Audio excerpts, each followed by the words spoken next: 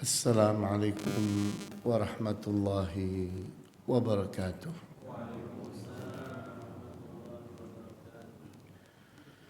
Innal hamdalillah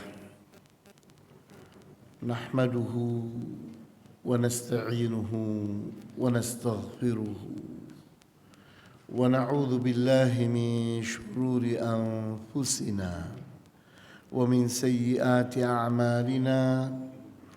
من يهده الله فلا مضل له ومن يضلل فلا هادي له وأشهد أن لا إله إلا الله وحده لا شريك له وأشهد أن محمدا عبده ورسوله لا نبي بعده نصلي ونسلم على رسولنا الأمين وعلى آله وأصحابه ومن تبعهم بإحسان إلى يوم الدين وبعد.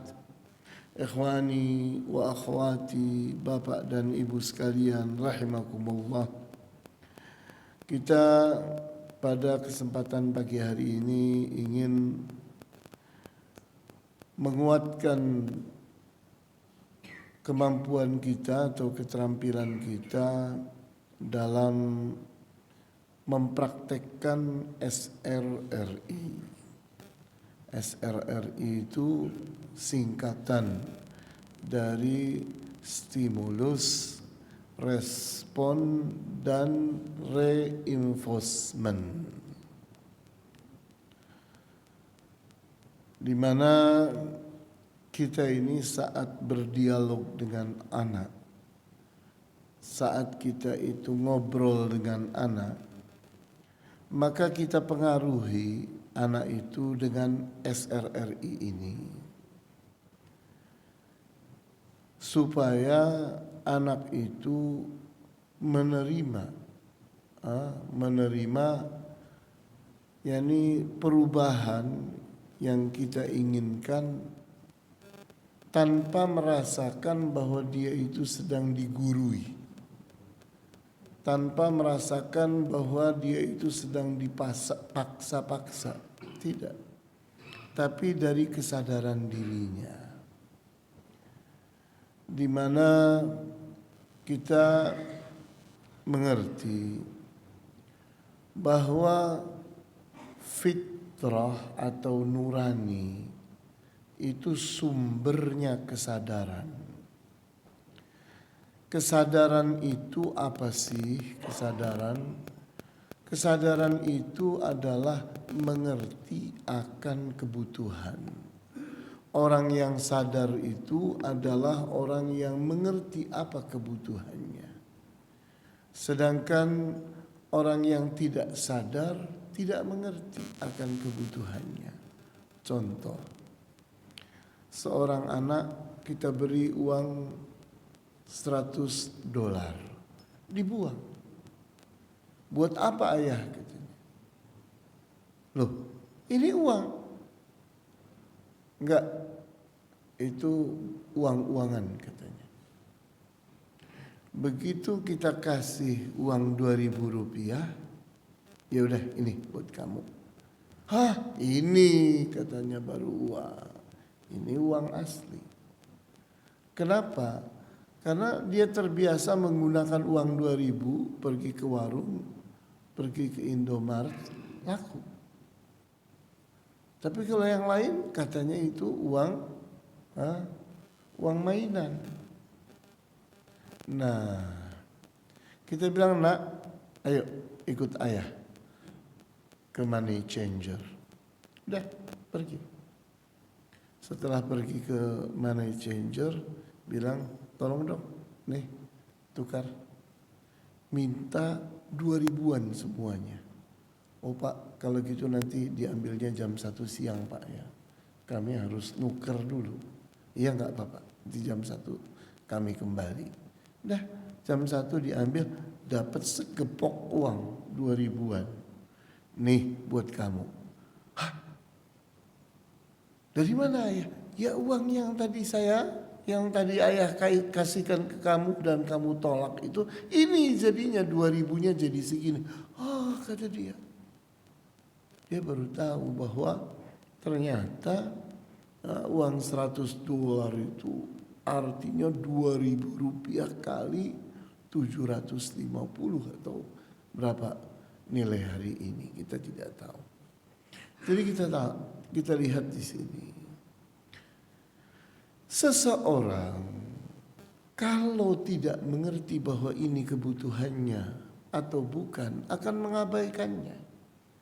Tapi kalau seseorang itu telah mengerti bahwa ini kebutuhannya, maka dia akan bersemangat, dia akan bersungguh-sungguh. Contoh yang lain, sholat. Kita gerakkan anak, ayo nak sholat, tidak mau. Berat buat dia sholat. Ngapain sholat? Sholat sama enggak sholat sama saja, kata dia. Nah, karena dia tidak menangkap untuk apa sholat itu. Tidak menangkap bahwa sholat itu adalah kebutuhan kita. Kita membutuhkan Allah seperti bayi membutuhkan ibunya. Kita membutuhkan ibadah seperti bayi membutuhkan ASI. Kita ini terhadap Allah itu seperti bayi. Kita ini manusia yang sangat lemah, seperti lemahnya bayi. Sementara bayi itu butuh dekapan ibu. Sehingga bayi itu, ya ini yang tadinya menangis-nangis, mengerang-ngerang, begitu mendengar suara ibunya mendekat, diam. Kenapa? Terjawab sudah. Karena itu kebutuhan dia, dekat dengan ibunya. Kemudian dia pun akan merasakan bahwa ASI, air susu ibunya itu solusi. Sehingga begitu dia menyusu, selesai. Karena ini kebutuhan dia. Untuk bisa hidup, ini yang dia butuhkan. Nah, manusia kepada Allah itu seperti bayi kepada ibunya. Begitu para ulama membuat contoh. Kita lihat bayi itu bisa apa sih? Bayi itu tidak bisa apa-apa. Semua itu harus dibantu oleh ibunya. Manusia pun di dunia ini sama. Manusia ini terbuat dari tulang yang lemah. Kemudian dibungkus dengan kulit yang lemah, dengan darah yang lemah, dengan daging yang lemah. Kita harus berantem, kita harus bertarung, apalagi melawan syaitan. Yang syaitan itu bisa melihat kita, kita tidak bisa melihat syaitan. Berbahaya sekali musuh kita.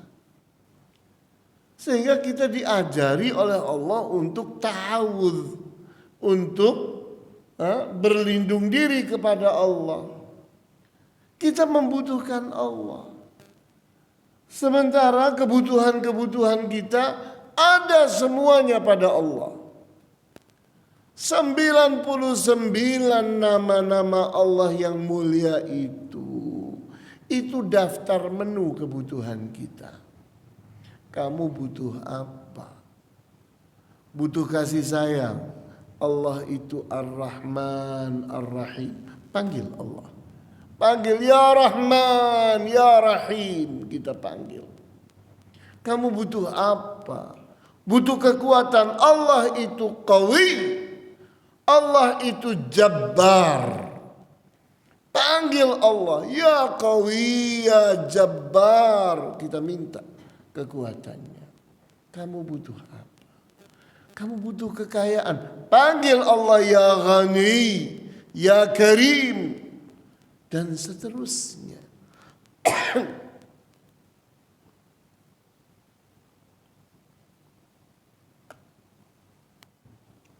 Jadi kita ini membutuhkan Allah seperti bayi membutuhkan ibunya.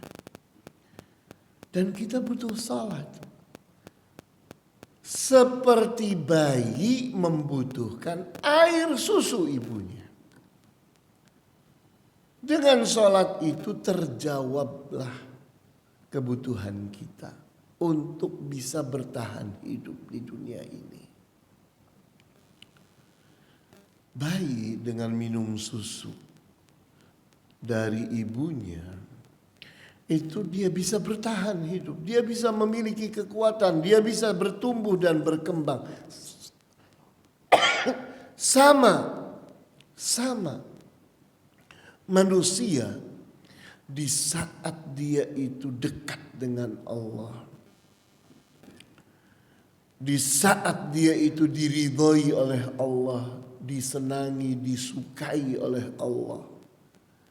Kalau berdoa selalu dikabulkan oleh Allah, maka kemanapun dia pergi didampingi oleh Allah. Dia karena membersamai Allah, Allah membersamai dia. Karena dia mengingat Allah, maka Allah ingat kepada dia. Karena dia perhatian kepada Allah, maka Allah perhatian kepadanya. Sehingga di saat dia membutuhkan bantuan, Allah membantunya. Di saat dia membutuhkan perlindungan, maka Allah melindunginya. Maka jadi kuat manusia itu. Jadi punya percaya diri. Kenapa? Karena dia bersama Allah. Manusia itu kekuatannya di mana? Manusia itu kekuatannya pada imannya. Orang beriman itu akan kuat. Orang tidak beriman itu akan lemah, limbung orang yang tidak beriman itu. Kenapa? Karena manusia itu butuh sandaran. Manusia itu butuh kepastian.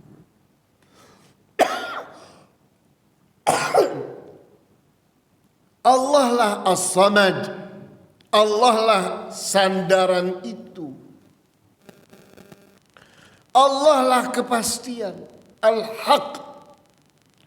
Sehingga kita membutuhkan apapun ada pada Allah. Maka orang yang hidupnya terjamin, kalau minta apa-apa tinggal menengadahkan tangan, minta kepada Allah, Allah kasih. Maka hidup dalam ketenangan. Dia akan memiliki jiwa yang mutmainnah, tenang, tentram.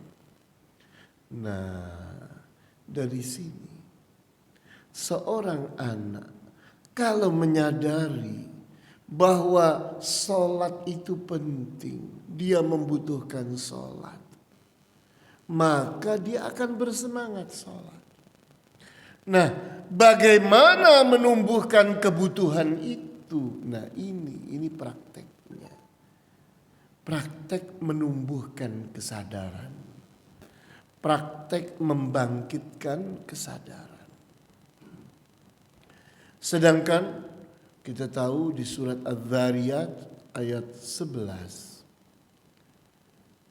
Kita membaca innallaha la yughayyiru ma biqaumin hatta yughayyiru ma bi anfusihim.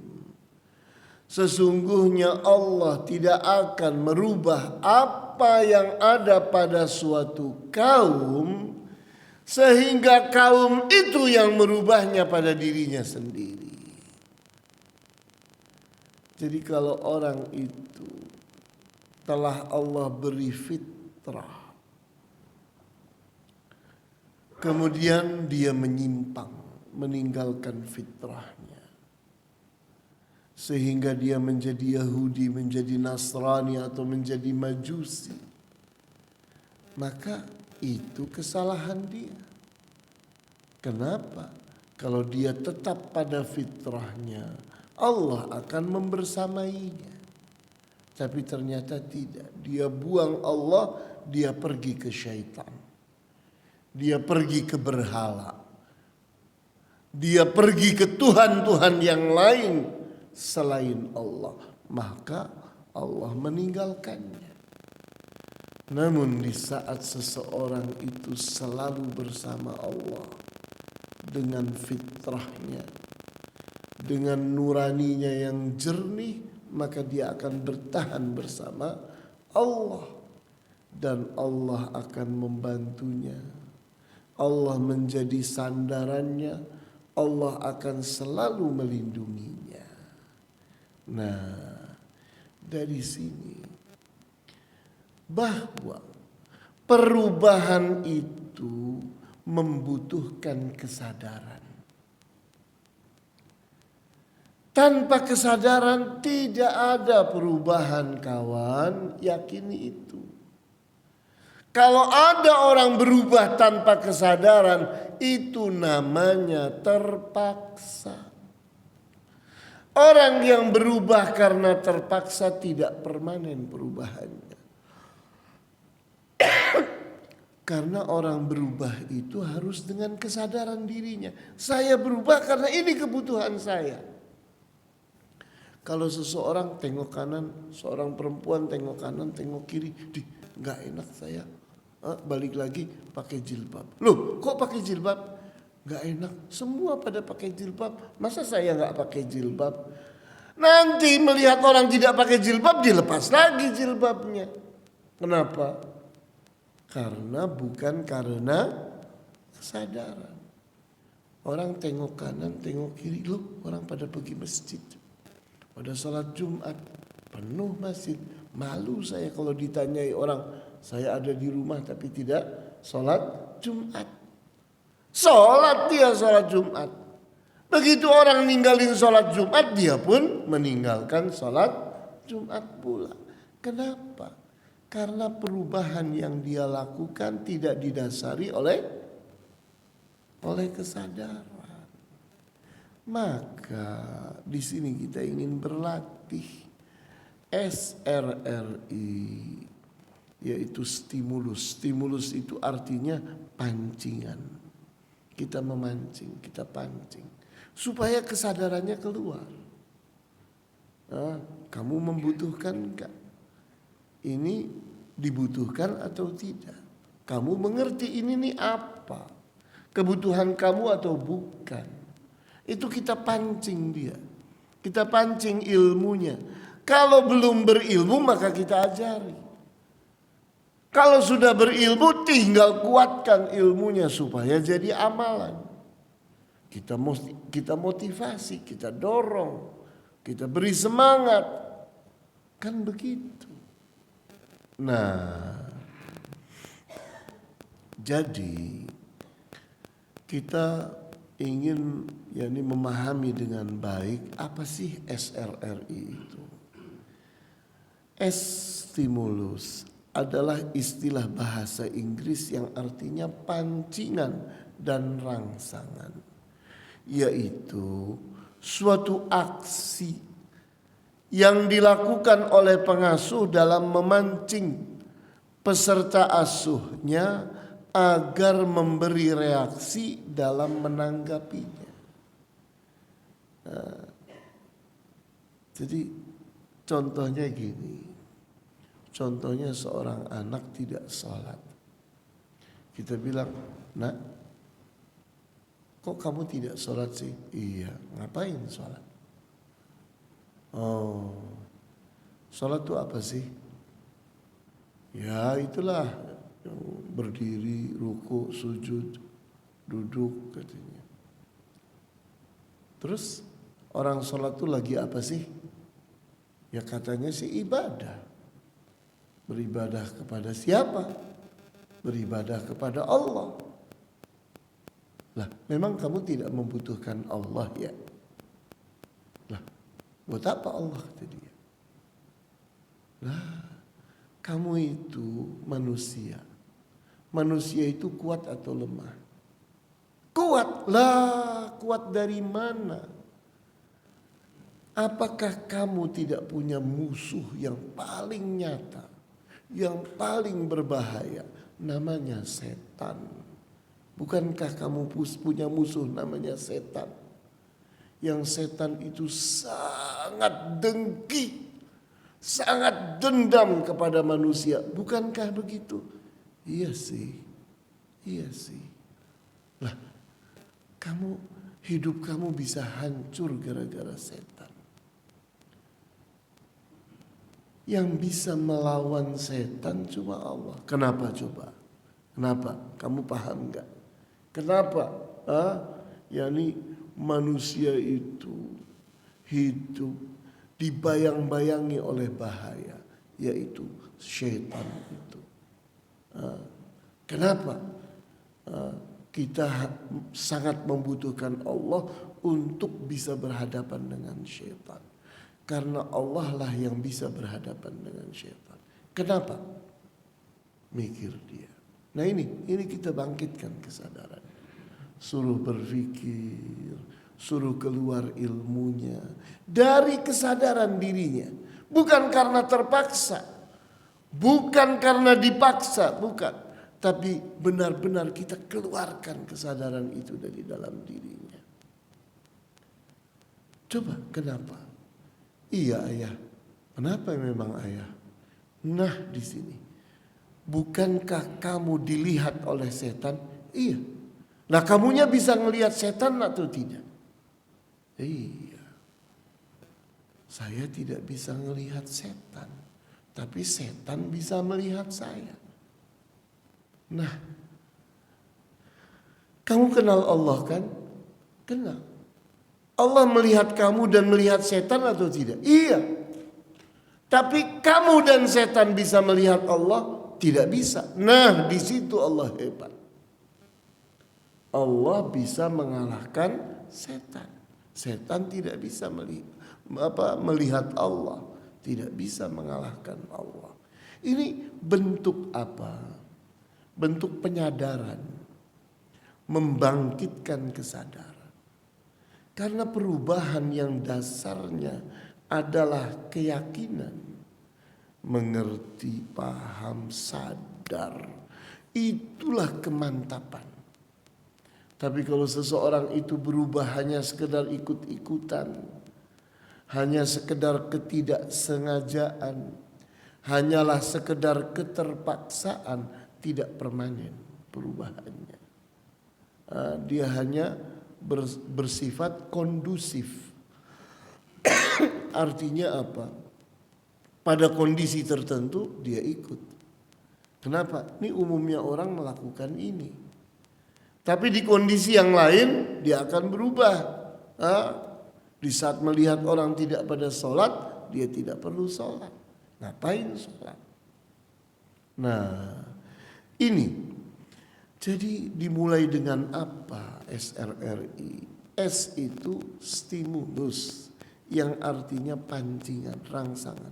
Kita buat dia berbicara, kita buat dia berbuat, bersikap dari dirinya. Kemudian respon adalah istilah bahasa Inggris yang artinya tanggapan dan reaksi balik. Yaitu suatu aksi dilakukan oleh peserta asuh dalam menanggapi rangsangan dan pancingan yang dilakukan oleh pengasuh. Jadi di saat kita memancing dia dengan bertanya atau melakukan yang lain, rangsangan atau stimulus itu bisa bentuk lainnya, bukan pertanyaan. Contohnya apa? Seorang anak kita ingin tahu jujur atau tidak anak itu. Bagaimana? Apa yang kita lakukan? Kita perhatikan dia seringnya duduk di mana. Oh, duduknya di sini nih. Oke. Maka kita taruh uang 100.000 di samping situ. Terus kita perhatikan, kalau dia ambil, kemudian dia mengumumkannya, ayah, ibu, kakak, Saya nemuin uang 100.000 nih, punya siapa? Dia terangsang. Dengan itu artinya dia bereaksi. Oh, berarti jujur nih anak. Jujur, kenapa? Dia mencari pemilik uang itu. Tapi kalau tengok kanan, tengok kiri, masukin kantong, pergi ke warung. Kita tahu, oh berarti tidak jujur nih anak. Itu bentuk rangsangan. Habis itu kita panggil. Kamu melihat uang 100.000 tadi di sini? Iya ayah. Itu uangnya siapa? Gak tahu sih. Kamu ambil ya? Iya ayah. Nah, itu hak kamu atau bukan? Ya bukan sih. Kamu udah jajannya. Udah tadi beli ini. Itu hak kamu. Boleh emang. Kamu makan uang yang bukan uangnya kamu? Ya gak boleh sih. Lah, itu tidak jujur namanya. Tidak jujur itu temannya setan. Bahaya kamu. Allah tidak akan memberi petunjuk, tidak akan memberi hidayah kepada orang yang suka bohong, kepada orang yang tidak jujur. Bukankah begitu nak? Iya sih. Jangan ulangi lagi ya. Iya. Nah, ini stimulus. Jadi kita ini harus pandai membuat anak itu merespons stimulus yang kita berikan. Maksudnya supaya apa? Kesadarannya tumbuh, kesadarannya berkembang, keluar muncul dalam bentuk sikap, keluar muncul dalam bentuk kata-kata, dalam bentuk perbuatan. Begitu caranya mengasuh. Mengasuh itu caranya begitu. Bukan kita dikte, kita ajari, kita suruh-suruh. Salah, bukan begitu. Contoh bagaimana Nabi Ibrahim sebagai contoh. Kita baca di surat Fussilat.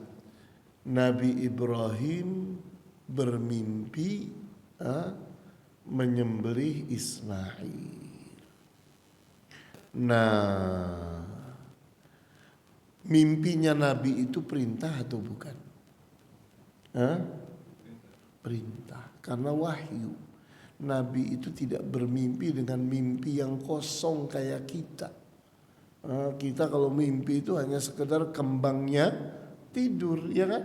Tapi kalau Nabi tidak. Mimpinya Nabi itu wahyu, sehingga berisikan perintah dan larangan. Maka Nabi Ibrahim itu bermimpi melihat dirinya menyembelih Ismail. Maka harus dilaksanakan. Maka kita lihat bagaimana stimulus dan respon yang dilakukan oleh Nabi Ibrahim sebagai ayah yang sangat-sangat pengasuh. Maka diceritakan tuh di surat Fussilat. Disebutkan falamma balagha ma'ahu sa'ya, pada saat Ismail telah baligh, qala, Nabi Ibrahim pun berkata kepadanya, ya bunayya, wahai anakku, inni ara fil manami anni azbahuka, sesungguhnya aku melihat di dalam mimpiku aku menyembelihmu. Fanzur, maka perhatikan. Madza tara, apa pendapatmu? Bayangkan, ini dialog seorang ayah dengan anaknya yang baru baligh, kira-kira berumur 11, 12, 13. Tidak langsung ambil golok, krek, sembelih. Tidak. Pakai stimulus dan respon. Apa pendapatmu? Maka si anak kesadarannya tinggi. Dia punya ilmu dan mengerti kalau ayahnya itu nabi.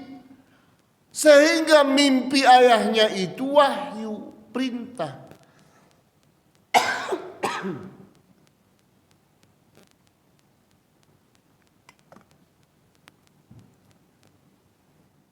wajib dilaksanakan.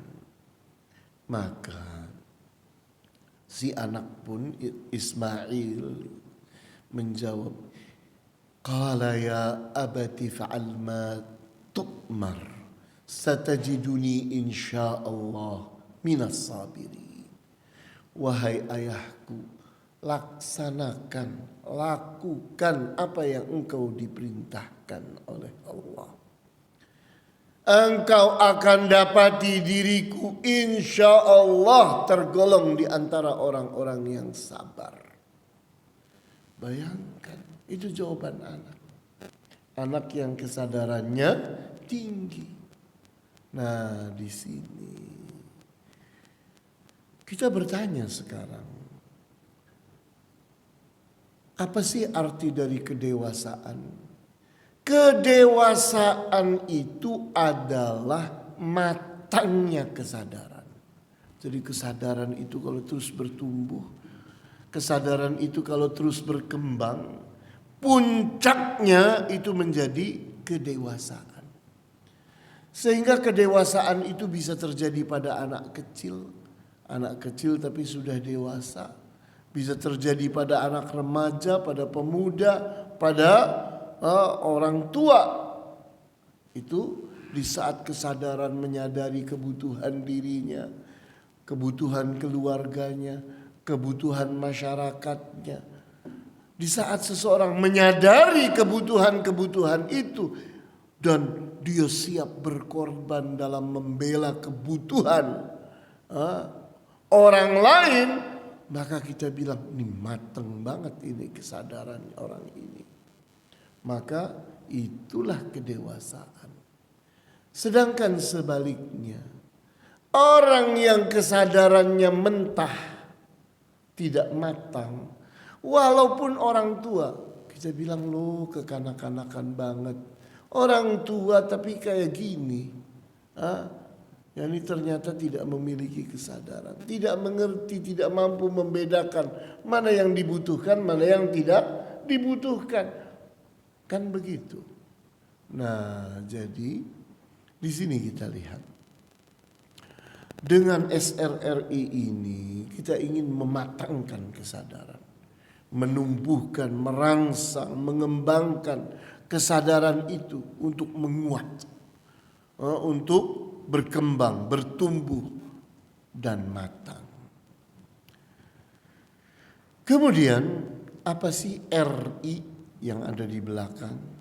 RI itu yakni singkatan dari reinforcement.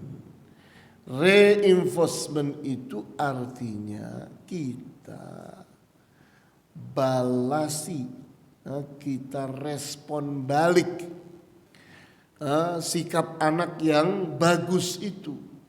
Di saat jawabannya bagus, memang anak ayah kamu ini pintar kamu itu. Nah itu reinforcement, bentuk dukungan kita agar yang baik ini terus bekerja, terus berlangsung. Sehingga kita bilang reinforcement adalah istilah bahasa Inggris yang artinya dukungan balik. Karena jawabannya bagus, kita dukung. Yaitu suatu aksi dukungan yang dilakukan oleh pengasuh dalam mengapresiasi respon positif yang dilakukan oleh peserta asuh. Tadi kita memberikan rangsangan, memberikan stimulus, ternyata ditanggapi, direspon dengan bagus. Maka respon dari anak itu kita harus dukung. Kita harus apresiasi. Nah, mengapresiasinya itu dinamakan dengan reinforcement. Supaya yang bagus pada anak itu terus berlangsung. Terus bekerja sehingga bertumbuh dan berkembang. Nah, bagaimana simulasinya? Ini simulasinya. Dalam menerapkan metode SRRI tentunya Seorang pengasuh perlu memperhatikan bentuk stimulus yang tepat dalam memancing respon yang sesuai target. Kira-kira kata-katanya apa ya yang saya harus tanyakan kepada anak supaya anak itu merespon begini. Dia target itu. Nanti anak itu jawabannya begini. Itu jawabannya begini, itu artinya kita mentarget jawaban pada anak. Maka kita harus pandai-pandai membuat stimulus, membuat pertanyaan, membuat rangsangan-rangsangan. Misalnya, pengasuh menginginkan agar anak asuhnya bercerita tentang masa kecilnya, maka dia berkata pada masa kecilmu kamu punya pengalaman menarik ya. Jadi ini contoh. Yani seorang anak dilihat tidak percaya diri, tidak pede, tidak yakin bahwa dia itu adalah anak yang mampu, berpotensi, mampu berprestasi. Maka kita pancing dia dengan meyakinkan dirinya tentang masa lalunya. Dengan bertanya, pada masa kecilmu kamu punya pengalaman menarik ya? Kan semua orang punya pengalaman kan? Nah kita tanyakan yang menarik dari pengalamanmu yang mana? Coba ceritakan kepada ayah. Nah akibatnya peserta asuh bercerita, iya aku waktu kecilku pernah mendapatkan hadiah karena menjadi siswa terbaik di sekolahku. Hebat sekali kamu ini. Nah, kalimat hebat sekali kamu ini namanya apa? Reinforcement. Nah, kita dukung dia, kita apresiasi dia, supaya ini terus kamu lanjutkan. Kamu itu pernah jadi orang hebat, pernah berprestasi. Jangan melemah, jangan patah, teruskan. Nah, berikutnya pengasuh pun memberi reinforcement dengan mengatakan kamu memang anak pintar. Lanjutkan kehebatanmu hingga kamu dewasa. Nah ini bentuk reinforcement. SRRI diterapkan secara berkelanjutan dalam melakukan proses pembiasaan. Jadi kita ini ingin suatu yang bagus, mengekal, menetap menjadi suatu kebiasaan, menjadi suatu karakter, menjadi suatu mental pada diri anak. Maka diulang-ulang itu dengan jenis yang berbeda. Terus nanti dia berbuat lagi, berbicara lagi, berbuat lagi, berbicara lagi. Lama-kelamaan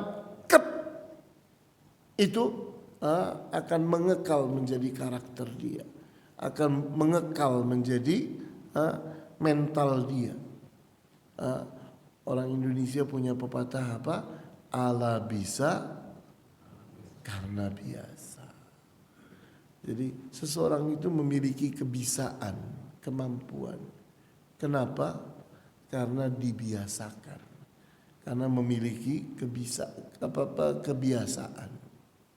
Nah, jadi memantapkan, mengekalkan suatu karakter atau mental itu dengan pembiasaan.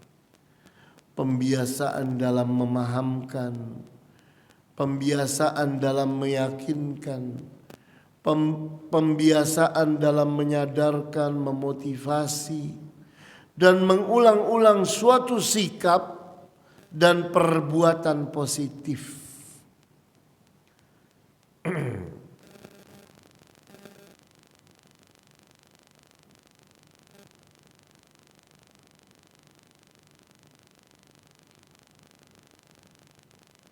Nah, Pak Syaturi. Siapa ini yang bisa diajak berpraktek? Ya. Ummu Ibrahim dan Kak Fia. Ya. Jadi saya ingin Pak Faiz sama Pak Syatari bikin contoh bagaimana stimulus, respon, dan reinforcement. Tapi sebelumnya terangkan dulu apa yang ingin dimunculkan, apa yang ingin ditargetkan.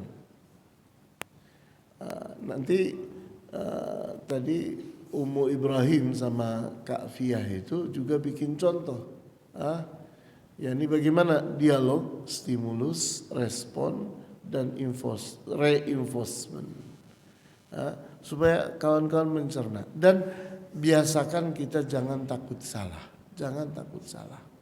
Karena saya berposisi sebagai instruktur, sebagai pelatih.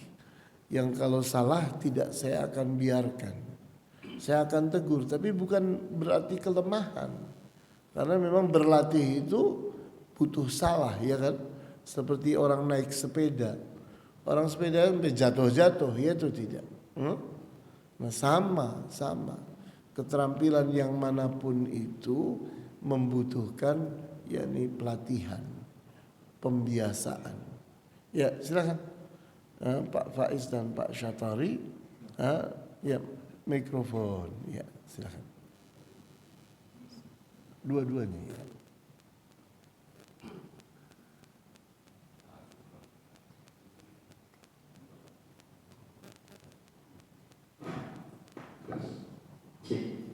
Cek, ya silakan. Ini ciri-ciri orang kaya. Cek. Kalau orang miskin tes. Kalau cek itu mainnya main cek. Kalau tes, nah itu netes dia. Setetes.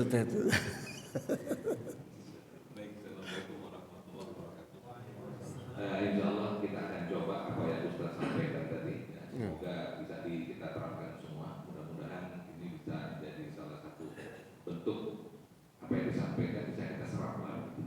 Baik, anak mulai ya, insya Allah. Apa targetnya dulu? Targetnya apa? Ya. Targetnya apa ini dialog ini? Insya Allah akan sampaikan ini sebagai teman. Beliau ini salah satu sering di mimbar. Karena mau membicarakan bahwa kadang-kadang beliau selain di mimbar memberikan pengumuman, ada suibul musibah, mengalami kematian, beliau sudah memberikan masukan dan kadang-kadang khotib gada beliau bisa jadi gitu. Nah, ini kan berarti pendakwah itu. Anak mau nanya, beliau sudah sampai di mana belajar bahasa Arabnya? Gitu. Anak mau tanya itu. Anak mulai. Ya silakan. Assalamualaikum warahmatullahi wabarakatuh. Waalaikumsalam warahmatullahi wabarakatuh. Alhamdulillah ya, anak sering lihat antum di masjid beberapa kali ya. Antum sering di mimbar memberikan sambutan dan juga sering menggantikan ba'dal khotib. Karena perhatikan antum cukup mahir gitu ya. Apakah antum sudah memahami sedikit tentang bahasa Arab? Untuk apa bahasa Arab, tapi anak sudah punya banyak kemudian banyak menerima pelajaran dari Ustaz. Oh alhamdulillah. Berarti paling tidak itu sudah banyak hafalan lah gitu ya. Karena mengharapkan saja ya. Ini kita harus punya dasar ya ini. Nama dan Bapak Ustaz sebenarnya dipakai bahasa Arab tersebut. Jadi maksudnya ya, karena bukan menanyakan antum ini bukan berarti antum lebih pandai dari antum ya. Antum pakai bahasa Arab ini sudah bisa mengerti sebanyak kata-katanya ataupun tentang hal-hal yang diucapkan di dalam hadis ataupun di dalam terjemahan Al-Quran gitu. Insyaallah dengan anak akan belajar di sana, tentunya targetnya adalah bisa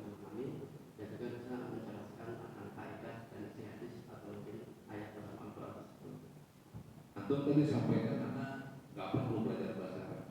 Anda pikir perlu ya, ya jangan sampai antum mengabaikan karena bahasa itu. Nah ini yang nggak boleh nih ngajari nih, ngajari nggak boleh. Jangan ngajari, dipancing supaya ilmunya keluar. Coba Akhi Syatari, apa sih pentingnya bahasa Arab? Nah ini kita rangsang supaya ilmunya keluar. Ya.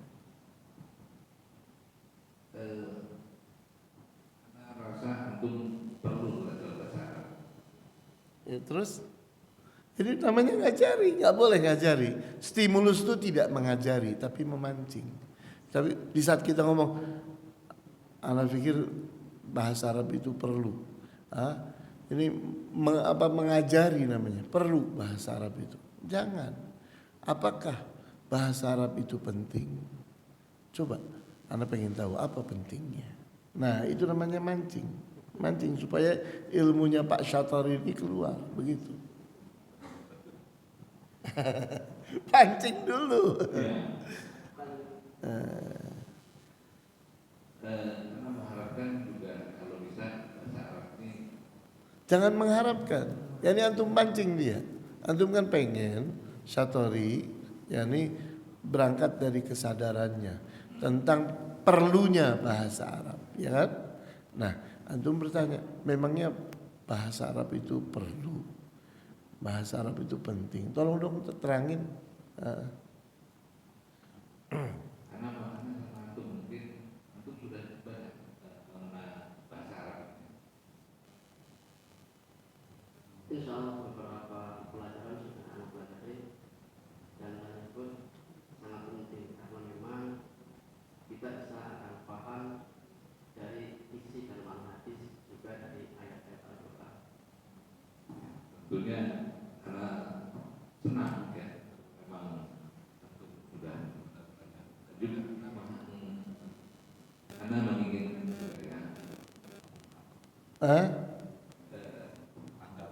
Tanggapan.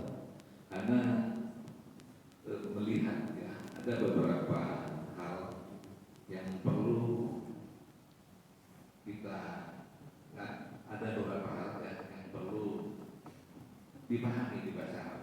Ya, paling tidak seperti ini.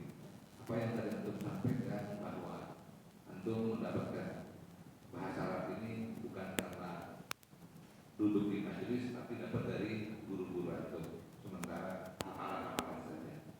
Ya. Nah, mungkin ini lebih bermanfaat.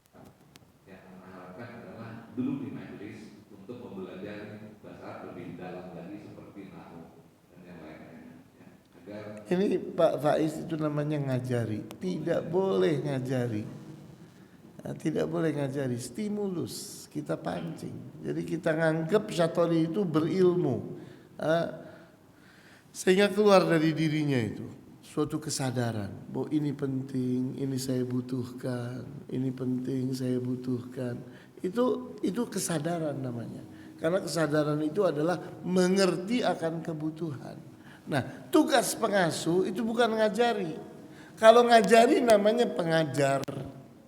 Kalau ngajari namanya pengajar, tapi kalau pengasuh tidak boleh ngajari. Seorang pengasuh itu yakni memancing kesadaran itu supaya keluar sehingga berubah dari dirinya sendiri. Kita menganggap bahwa Pak Syatari ini yakni orang yang belum menyempatkan diri untuk belajar bahasa Arab. Maka kita pancing, akhi Pak Syatari, memangnya belajar bahasa Arab penting atau tidak? Dia bilang penting. Loh, apa pentingnya bahasa Arab? Ya penting, karena dengan bahasa Arab saya bisa mengerti Al-Quran, bisa mengerti Al-Hadis. Nah, apa usaha antum untuk bisa bahasa Arab? Ya, saya akan belajar kepada para ustadz. Saya akan meluangkan waktu. Nah, itu kan desakan-desakan itu yang membuat Pak Syatari ini mengeluarkan kesadarannya. Nah, kan ini SRR ini fungsinya adalah mengeluarkan kesadaran supaya kesadaran itu muncul dari diri orang itu, bukan karena kita paksa, bukan karena seseorang itu tertekan, bukan, tapi semata-mata muncul dari dirinya sendiri. Nah, habis itu kita apresiasi. Masya Allah, Pak Syatur itu ternyata memang bagus, hebat ini. Nah, itu bentuk apresiasi, itu namanya reinforcement. Nah, itu yang belum keluar itu tadi. Apa pentingnya bahasa Arab dulu? Oh, sangat mudah nanti kami dengan kita belajar bahasa tersebut, insya Allah kita bisa mudah memahami makna hadis dan juga makna ayat-ayat dalam Al-Quran. Oh, alhamdulillah, perhatian memahami ya tentang paling mudah tidak bermanfaat untuk hal-hal yang kepada majelis ya, agar tidak menyesatkan tentunya ya.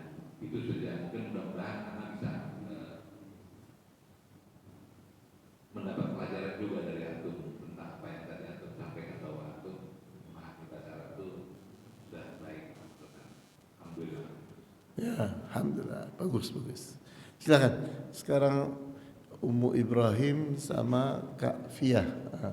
Jazakumullah khair.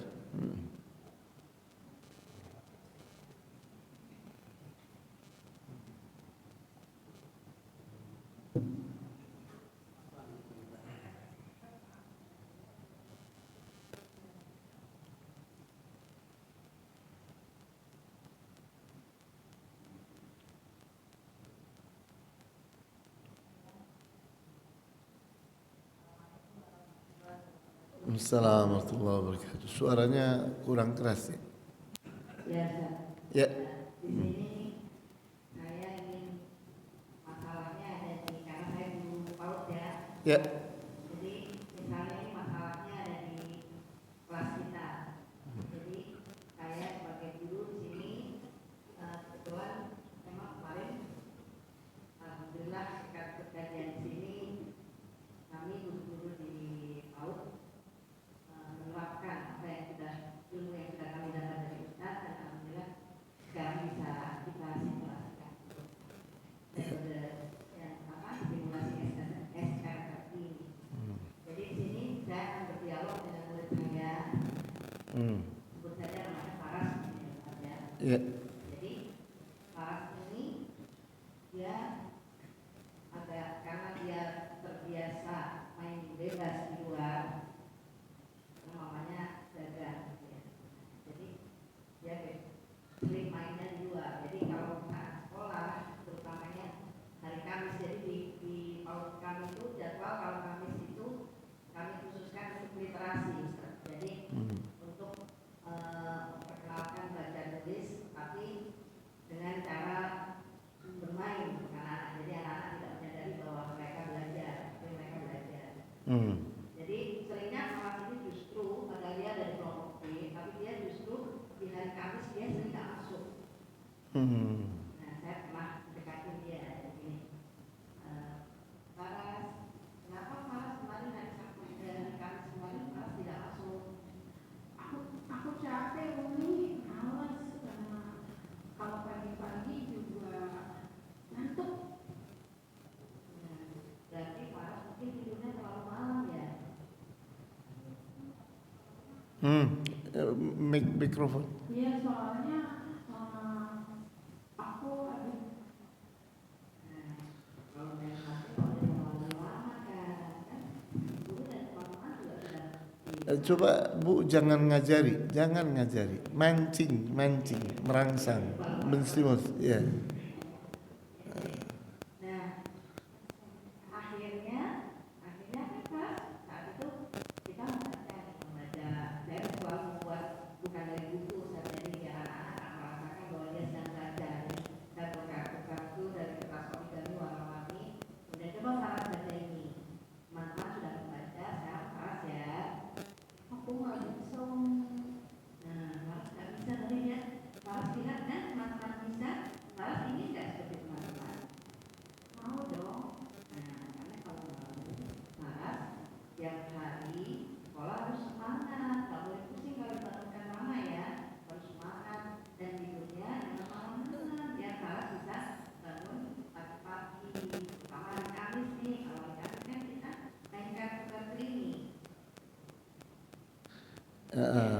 Tapi gini-gini nih masih ngajari Bu. Tentang pentingnya hari Kamis, tentang pentingnya literasi, tentang itu masih ngajari. Jangan ngajari.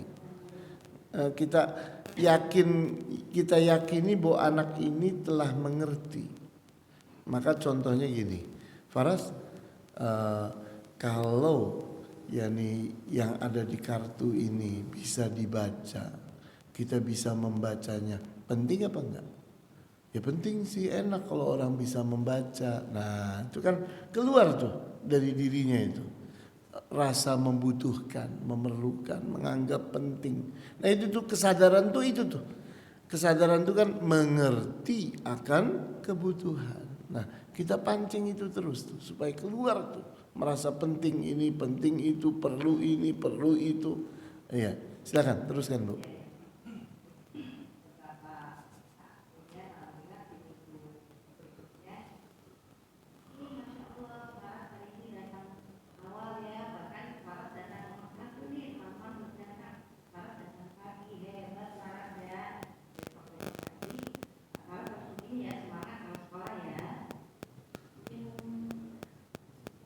Itu kan jadinya pendek karena ibu yang lebih panjang ngomongnya. Salah itu. Kita bikin anak yang banyak ngomong, bukan kita yang banyak ngomong. Kita cuma mancing-mancing doang. Kita mancing supaya dia bicara, kita mancing supaya dia berbuat, kita pancing dia supaya bersikap. Itu stimulus tuh seperti itu. Jadi kalau ibu yang banyak ngomong itu nanti namanya mengajari. Ini yang ya memang kalau kita belum terbiasa melakukan SRRI, kita memang kembali lagi ke model kita yang lama. Model kita yang lama itu ngajari, tidak membentuk. Ngajari itu tidak membentuk. Mengajari itu memahamkan.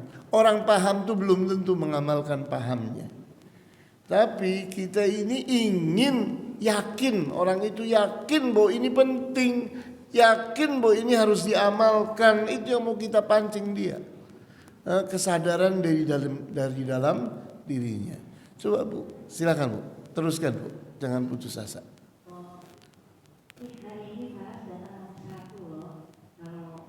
Jangan panjang-panjang Bu, pancing.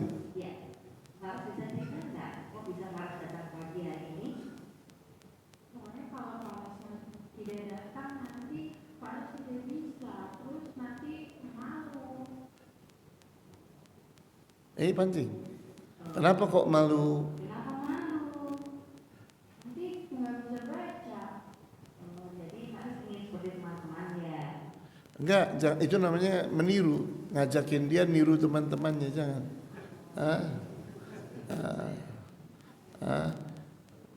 Memangnya bisa baca itu perlu. Itu jadi, ya kita pancing. Bahwa dia bisa menganggap bahwa ini penting, ini perlu.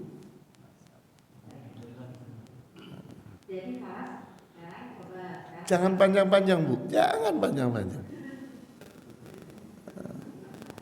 Kita punya kebiasaan menceramahi orang, mengajari orang, itu tidak efektif, itu bukan pengasuhan.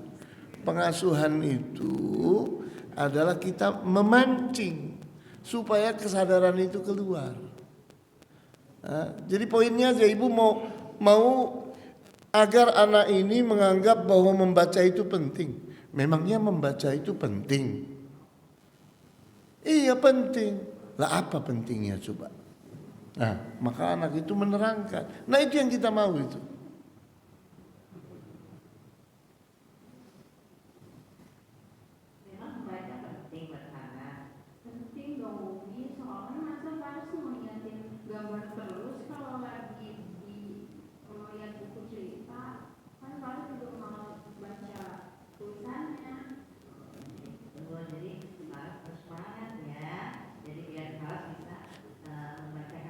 Jangan ngajari Bu, balik lagi. Itu ngomong Faras harus semangat ya, itu salah, itu ngajari. Jadi gini ngomongnya. Jadi penting gak ya Faras untuk bersemangat? Jadi perlu gak semangat pada Faras apa. Jadi pancing buat dia itu keluar semangatnya. Ya iya. Faras harus semangat kalau Faras mau bisa kan gitu. Jadi pokoknya prinsipnya Bu, yang namanya memancing itu bukan dengan banyak ngomong, bukan dengan ngajari. Kita stimulus supaya keluar kesadaran itu. Begitu ibu panjang ngomong, banyak ngomong, malah itu bukan stimulus namanya. Itu namanya pengajaran, ceramah. Itu salah itu. Kita orang tua ini salahnya di situ. Orang tua itu salahnya di situ, tidak membentuk anak. Tidak membentuk anak. Anak itu kalau kita siapin buat jadi pemimpin, itu kesadarannya harus tinggi. Bukan kita ajari nanti lupa dia, nunggu orang ngajari lagi. Gak pinter-pinter nanti. Kenapa? Karena selalu didikte, selalu diarah-arahkan, dicekok-cekoki. Salah itu. Harus keluar dari dalam dirinya. Coba Bu, sedikit lagi Bu. Oh, langsung reinforcement, ya.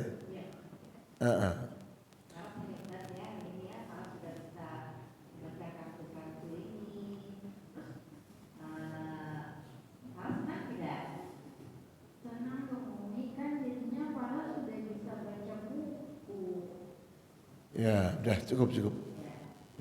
Terima kasih Bu, terima kasih. Ya, jadi ini pelajaran kita hari ini. Yang saya ingin ini bahwa SRR ini cara. Kalau kita bilang ini asalnya dari Barat nih, bukan dari Islam, salah.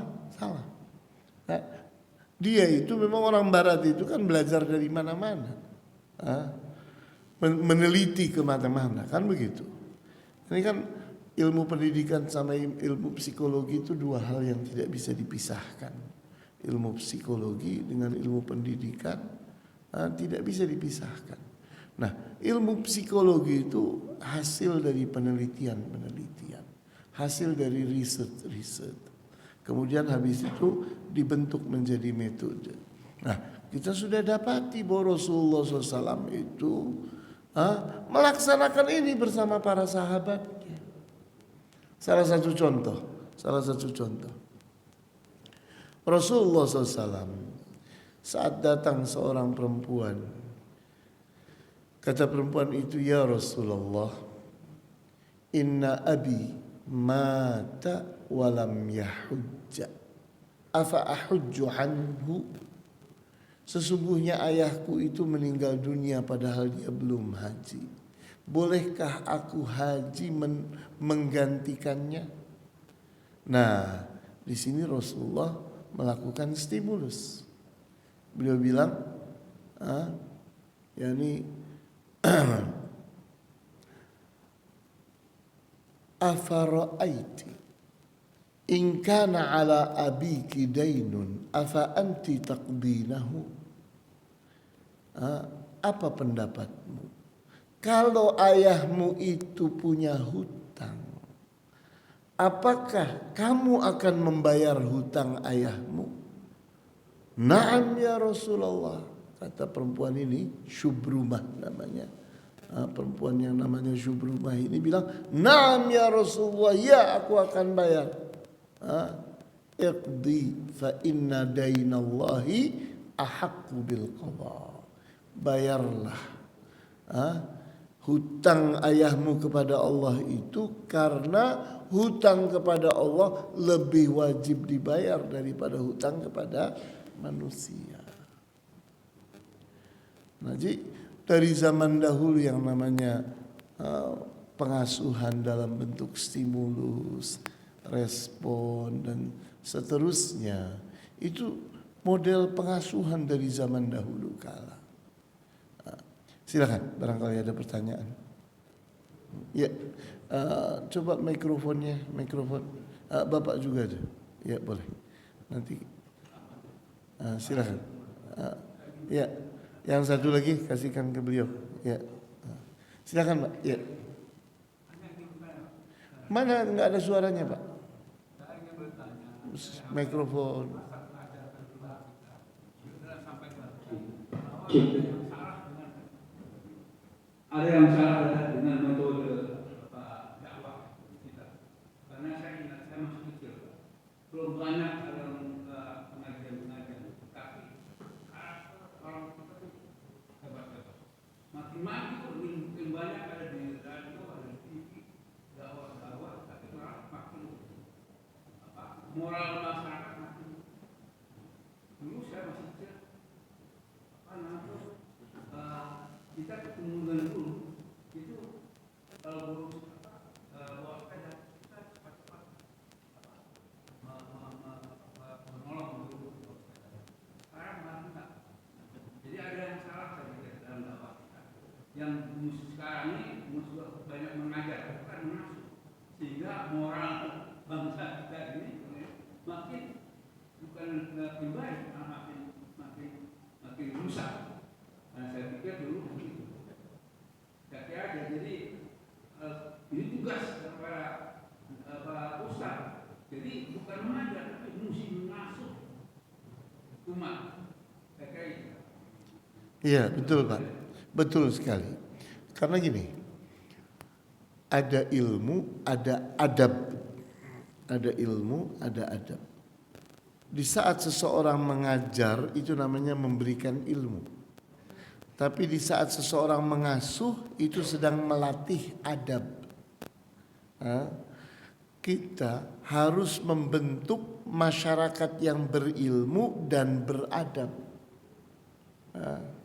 Ya, tujuan dari pendidikan itu terbentuknya manusia-manusia yang berilmu dan beradab. Yang banyak ini manusia berilmu tapi tidak beradab, ya kan?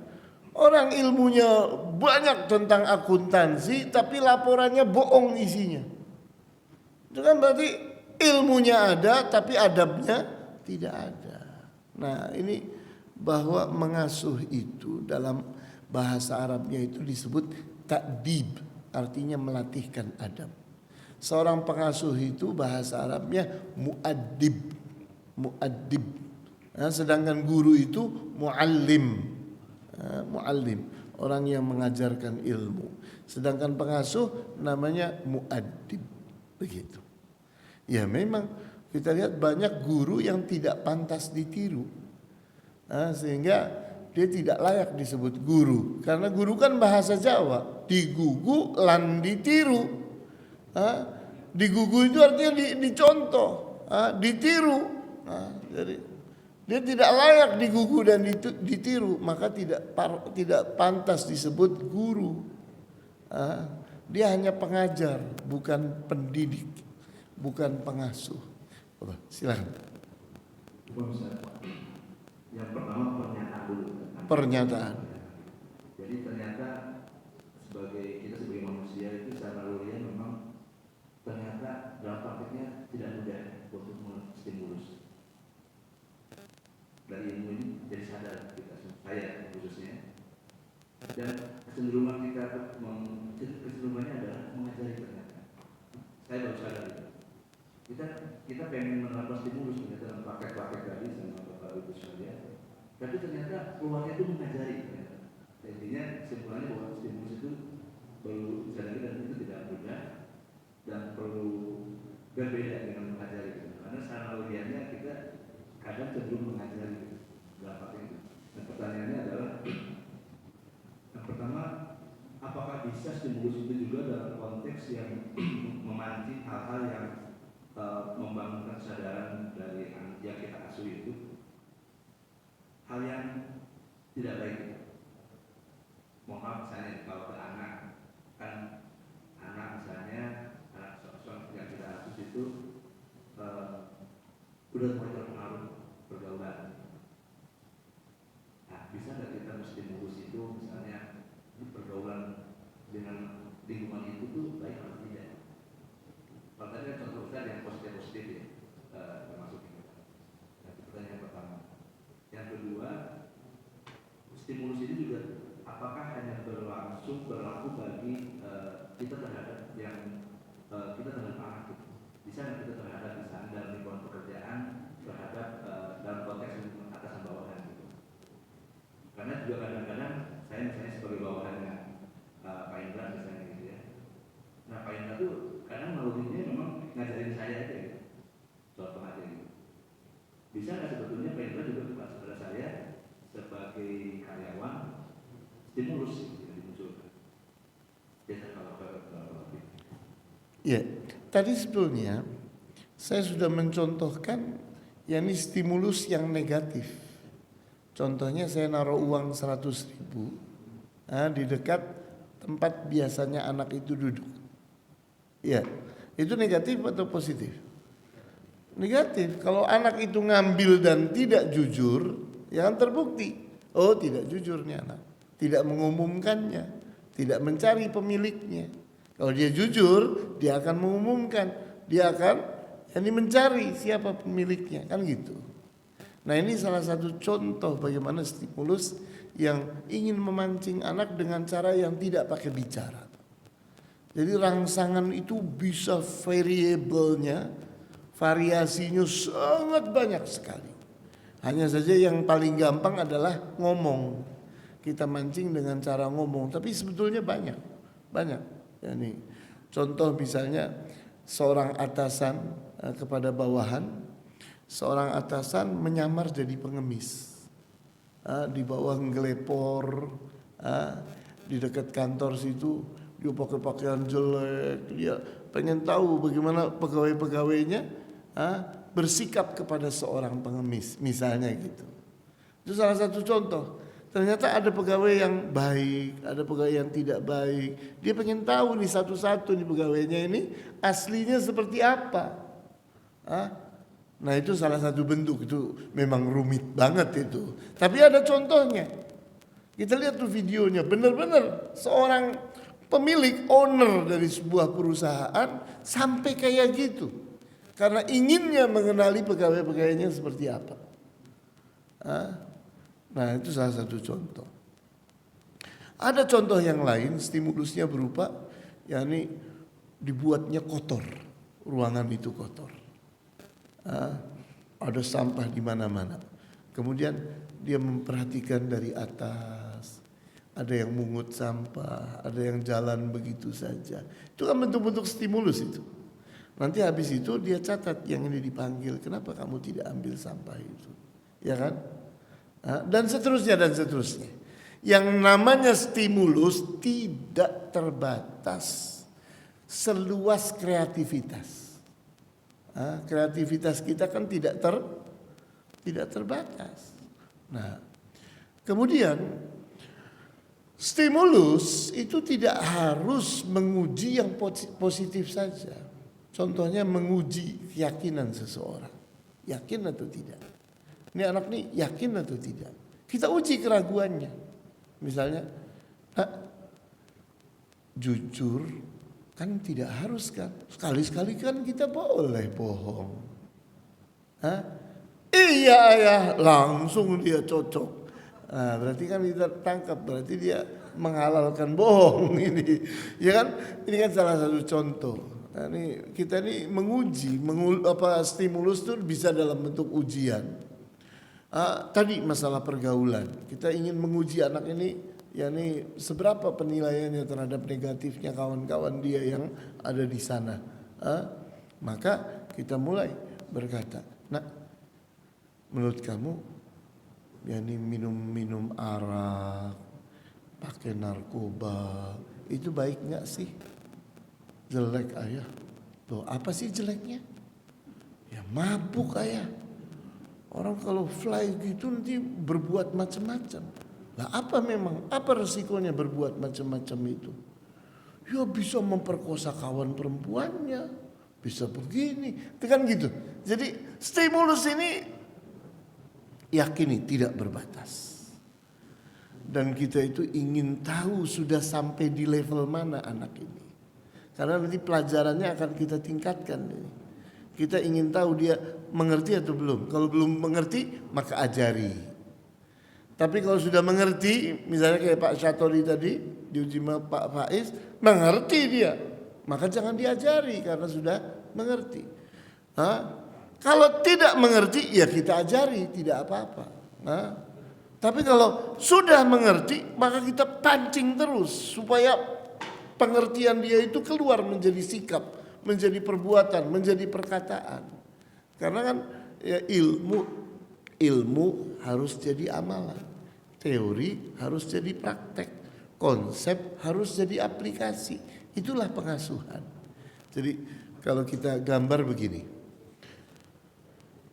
yang namanya pengajar itu menyampaikan ilmu, menyampaikan teori, menyampaikan konsep. Maka silahkan metodenya ceramah, silahkan. Karena posisi dia sebagai teacher, sebagai muallim. Nah, sedangkan pengasuh itu adalah seorang coach. Pengasuh itu seorang muaddib. Maka jangan mengajari. Karena orang ini sudah berilmu, kita pancing supaya ilmunya menjadi amalan. Supaya teori yang sudah didapatinya jadi praktek. Supaya konsep itu jadi aplikasi. Seperti itu. Ya. Ada lagi pertanyaan? Ibu? Ya silakan. Mana mikrofon? Enggak. Tenaganya kasihan.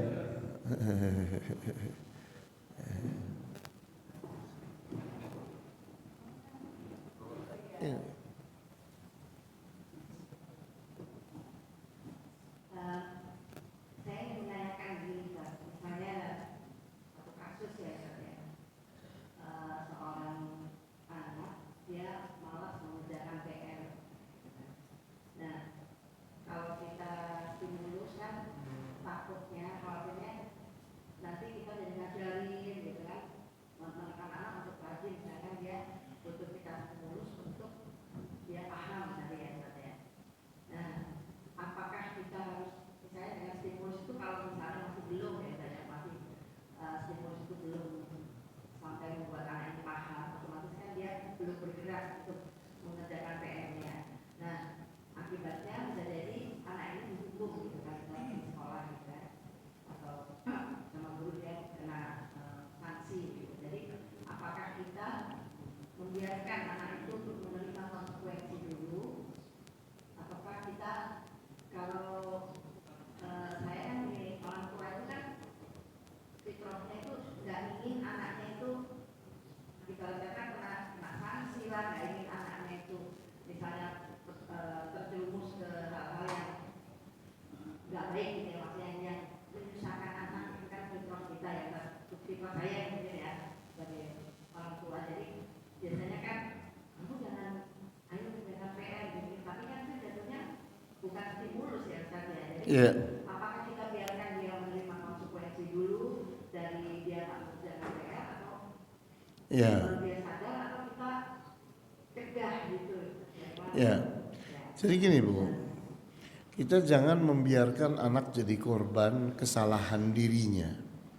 Kita berusaha. Misalnya gini, nak, PR kamu itu apa sih? Ini Bu, saya disuruh mengerjakan ini oleh ustadzah. Oh, memangnya PR itu penting gak sih? Nah, di situ dia teruji. Dia sedang diuji sama kita untuk menilai penting atau tidaknya PR. Kalau dia ternyata bohong, dia bilang, iya penting sih Bu, tapi dia tidak mengerjakan. Ya sudah. Habis itu ternyata dia tidak mengerjakan, kena konsekuen. Akibatnya kena hukuman. Kan? Dia akibat dari yang ngebohongi ibunya.